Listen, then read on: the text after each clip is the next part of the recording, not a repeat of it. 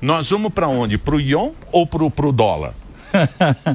Não, olha, eu acho que o que a gente está vendo agora em termos de tarifa e tudo isso que está acontecendo, às vezes é importante voltar um pouco atrás, Emílio, porque eu até estava olhando para escrever um artigo sobre isso, e ao longo dos últimos tempos, desde a reconstrução do Plano Marshall, os Estados Unidos aceitou, assim, propositalmente, condições de tarifas, às vezes não recíprocas, em troca de ter o dólar como moeda dominante, né? Então, ao longo do tempo isso veio acontecendo, o dólar virou a moeda dominante, é mais de 90% de tudo.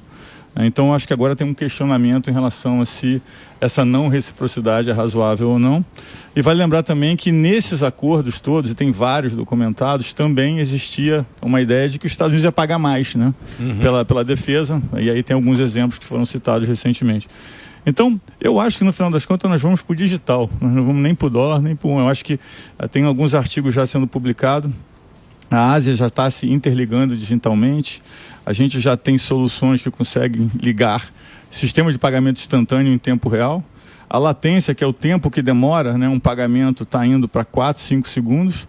E a verdade é que se você tiver o sistema todo mundo interligado com pagamento instantâneo, o risco da moeda, né, deixa de ser uma coisa relevante. Então, se vai ser negociado em dólar ou em euro ou em renminbi, não é tão relevante. Se você tiver tudo conectado instantaneamente, digitalmente... Tipo um Pix geral. Um Pix gigante. Você que bolou o Pix? Na verdade, foi você que inventou o Pix.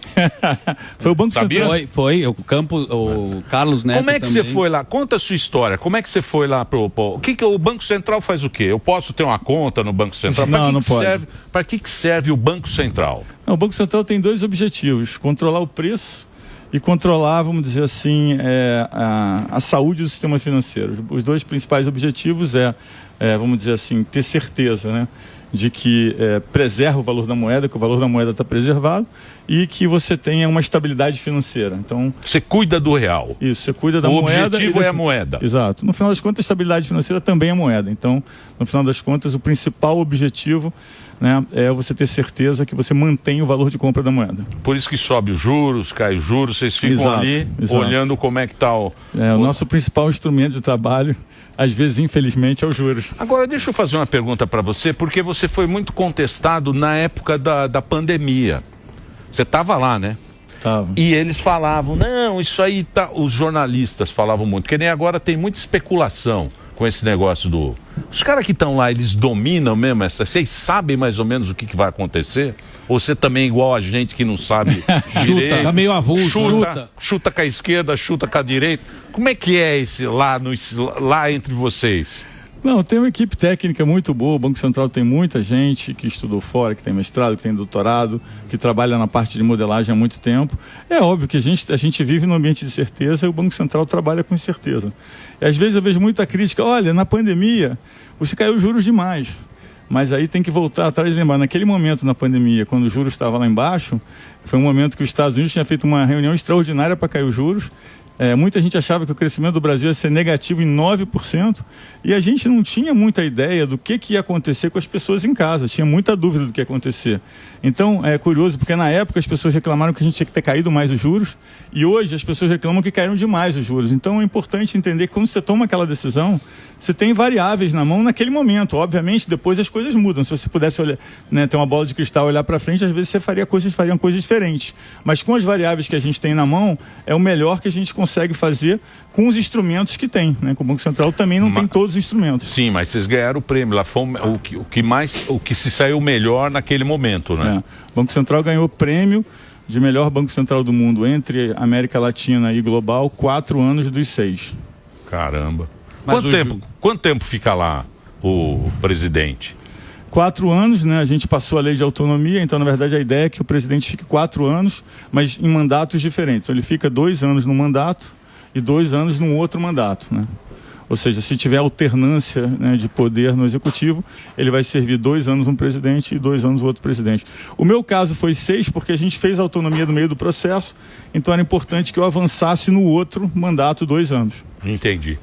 Tomé Abduch, obrigado pela sua participação. O que você quer saber aqui do nosso presidente, o Roberto Campos Neto? Roberto, o mundo está um pouco assustado, né? A gente está vendo essa variação grande que teve do dólar, o dólar de repente caiu, aí a China retalhou, o dólar voltou a subir, o ouro também está variando bastante. Como que você está vendo esse atual momento, as ações que o presidente Trump estão tomando e o que pode acontecer aí nos próximos meses com o mundo todo? Tá, vou tentar responder rápido, que é uma pergunta que levaria tempo. Mas assim, primeiro... Não, mas pode ficar à vontade. Primeiro, aquele tema que eu comecei falando, que ao longo do tempo existia, vamos dizer assim, um entendimento implícito de que as tarifas seriam não recíprocas em relação aos Estados Unidos. E se você olhar no tempo, isso foi piorando um pouco, mas a moeda seria o dólar, né? E isso foi atingido. Hoje a moeda de negociação em grande parte é o dólar. E você ser, né, o dono da moeda, que é a moeda que negocia tudo, tem um valor, né? Quando os Estados Unidos imprimem dinheiro, é como se ele espalhasse o efeito para outros países. Então é muito relevante. Em troca disso, tem alguns acordos que foram de não reciprocidade, ou seja, os Estados Unidos os Estados Unidos cobrava menos tarifa do que pagava, né, em produtos parecidos. Esse é um ponto. O segundo ponto que eu acho que é relevante nesse sentido, quando a gente olha a história de tarifa, a gente fala que tem os 3 R's, né? Que é renda, revenue, reciprocidade, ou seja, eu quero ter a mesma tarifa que o outro tem, e restrição, ou seja, eu quero proteger a minha indústria local. Então, toda tarifa que tem, ela tem um desses 3 objetivos, né? E às vezes é difícil de ter vários objetivos ao mesmo tempo. Quando começou a campanha do Trump, a gente entendeu, ele está querendo, né, rever o tema da reciprocidade, ou seja, é fato que os Estados Unidos hoje cobram menos tarifa de outros países do que outros países cobram dos Estados Unidos. Os Estados Unidos hoje exportam muito serviço. E aí você tem que medir qual é o valor adicional de serviço, é uma coisa mais complexa. Mas vamos então imaginar que você vai para a reciprocidade, ou seja, você vai falar para os países, olha, eu quero que você cobre do mesmo produto o mesmo de mim do que eu cobro de você, né? E aí tem uma tese por trás disso, que é que se todo mundo vai para a reciprocidade, se todo mundo cobra o mesmo de todo mundo, aí você pode atingir uma eficiência mais rápida. Porque se eu cobro de você o mesmo que você cobra de mim no mesmo produto, a hora que a gente abaixar a tarifa naquele produto, o ganho para você e o ganho para mim é exatamente igual. É ganho mútuo. E se eu cobro a mesma coisa de você do que você cobra de mim no mesmo produto, a hora que a gente sobe, eu subo e você sobe, é prejuízo igual para os dois. Então a reciprocidade faz com que você consiga atingir um equilíbrio melhor no longo prazo. Então isso vinha sendo defendido, a gente entendia, vai ter um plano grande de reciprocidade. Quando saiu a tabela, Emílio, aí eu fiquei um pouco meio na dúvida, porque a tabela, né, os pesos de tarifa dos países não eram de acordo com a reciprocidade, era de acordo com, né, o saldo de balança, né, de um país para o outro. E aquilo me pareceu muito confuso, né, difícil de explicar, parecia uma conta que não era muito, vamos dizer assim, elaborada e gerou muita incerteza, né? Eu acho que o mundo estava preparado até para caminhar para uma reciprocidade melhor. Quando saiu aquela tabela e a gente olhou aquilo, mas então é balança. Se a balança não é o R da reciprocidade, é o R da restrição, ou seja, de proteger a indústria local, que ele também até falou na campanha que ia fazer isso. Mas agora a gente está nesse ambiente de incerteza. Então, eu sou um economista liberal, acredito em free trade. A reciprocidade é um caminho para o free trade, porque a hora que você vai para a reciprocidade é mais fácil todo mundo abaixar junto, porque não tem muita confusão na negociação. Mas agora a gente vai precisar ver o que vai acontecer, porque gerou muita incerteza. Agora, é importante dizer que sim, existe um tratamento assimétrico hoje em termos de tarifa para os Estados Unidos. Sim, ele concordou com isso durante muitos anos e agora está tentando rever, né, esse tipo de acordo. E eu acho que, né, nesse momento a gente vai ter aí um momento de incerteza que vai ser um pouquinho mais prolongado. E o Brasil gosta de bater na trave, né? Sempre tem uma janela de oportunidade. Quando você trabalhou lá com o Paulo Guedes, ele falava pra gente dançar com os chineses e com os americanos. Vai dar para dançar com os dois agora ou não? Não, olha, assim, de novo, a gente não sabe ainda como é que vai terminar, porque teve muita mudança no curto prazo. Mas se aquela tabela que foi publicada for a tabela que vai valer, e se todo mundo acreditar que aquilo vai valer por muito tempo, ou seja, se não tiver incerteza em relação àquilo, a gente pode dizer algumas coisas que vão acontecer, né? Uma coisa que vai acontecer claramente é que os Estados Unidos têm muita preocupação com esse negócio de rerouting, né? Que é você pegar e fazer um produto, por exemplo, pegar um produto chinês, ir para o México, muda a embalagem e vende para os Estados Unidos. Como as tarifas são muito diferentes, esse rerouting não vai diminuir, ele vai aumentar, porque tem lugar que está com 10%, tem lugar que está com 40%. É óbvio que quem está produzindo no lugar de 40% vai preferir botar no lugar de 10%, que o lugar de 10% vai poder exportar para os Estados Unidos em condições mais favoráveis.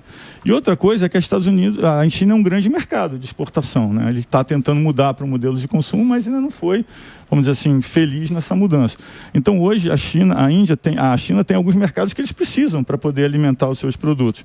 E os Estados Unidos é um grande mercado. Então se você fecha os Estados Unidos, hoje vão sobrar, quais são os mercados grandes que podem compensar? Você tem Indonésia, tem Malásia, tem Brasil. A Índia está com cara No Brasil só a Alibaba, né, que a gente consome. E ainda o Shopee, a Shopee. Eu gosto. Não, tem elétrica tem. tem bastante bem intermediário, sim. Tem? Da China? Tem bastante. Mas assim, eles querem Estados Unidos, né? Estados Unidos que é o mercado forte, o né? Mercado. Mas não tendo os Estados Unidos, você vai ter que fazer mais para a Malásia, mais para a Indonésia, mais para o Brasil.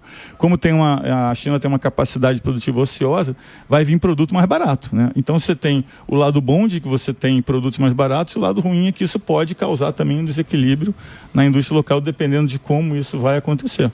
O Trump deu até 1h da tarde de hoje para o Xi Jinping responder em relação a baixar as tarifas ou não, dizendo que caso ele não baixe, os Estados Unidos vai aumentar mais 50%. Ele aumentou 20%, aumentou 34% e agora mais 50%. Você acha que o chinês lá vai segurar ou vai amarelar? Vai segurar?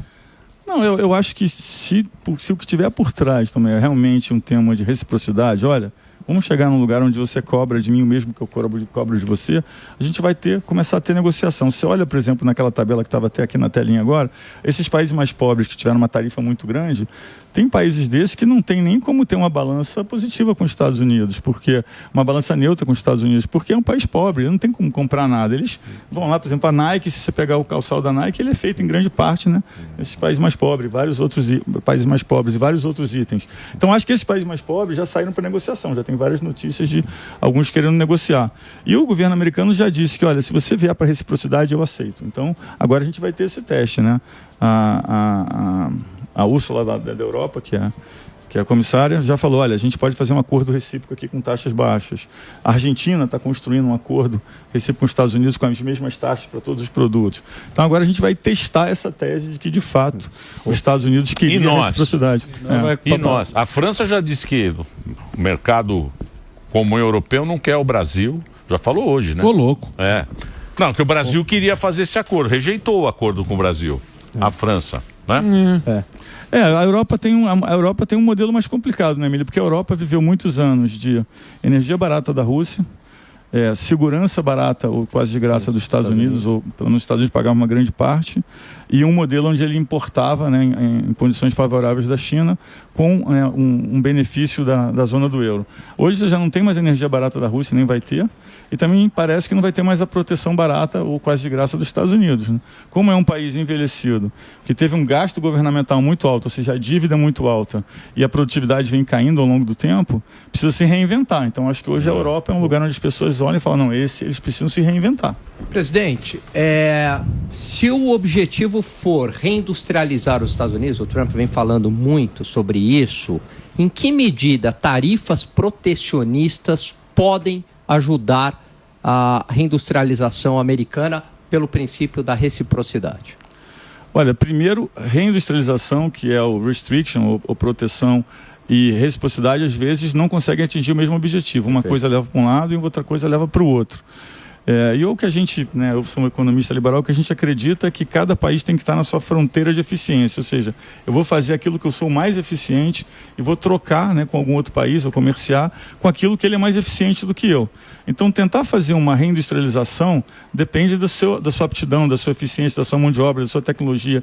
Você ir contra essa tendência natural, na verdade, encarece o setor, a cadeia produtiva, e faz com que você fique menos eficiente. A eficiência máxima é se não tivesse tarifa nenhuma, todo mundo produzisse aquilo que faz melhor e todo mundo tivesse acordo de livre comércio. Eu acredito nisso. Outras pessoas não acreditam, mas eu acredito.